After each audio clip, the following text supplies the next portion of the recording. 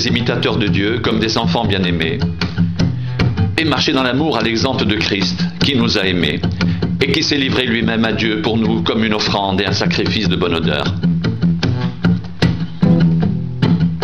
Que la débauche, ni aucune impureté, ni la cupidité ne soient pas même nommées parmi vous ainsi qu'il convient à des saints. Qu'on n'entende ni paroles grossières, ni propos insensés ou équivoques, choses qui sont contraires à la bienséance. Qu'on entende plutôt des actions de grâce, car sachez-le bien.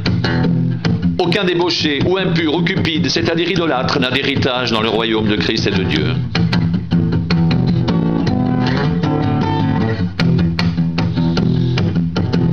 Que personne ne vous séduise par de vains discours, car c'est à cause de ces choses que la colère de Dieu vient sur les fils de la rébellion. N'ayez donc aucune part avec eux. Autrefois vous étiez ténèbres et maintenant vous êtes lumière dans le Seigneur. Marchez comme des enfants de lumière, car le fruit de la lumière consiste en toutes sortes de bonté, de justice et de vérité.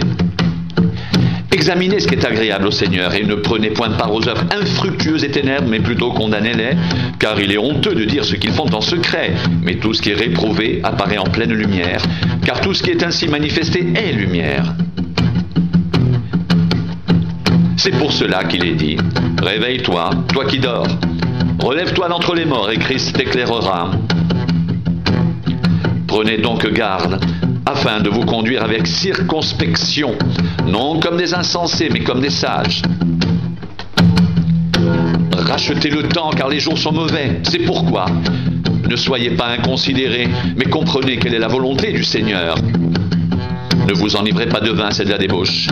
Soyez au contraire remplis de l'esprit, entretenez-vous par des psaumes, par des hymnes, et par des cantiques spirituels, chantant et célébrant de tout votre cœur les louanges du Seigneur.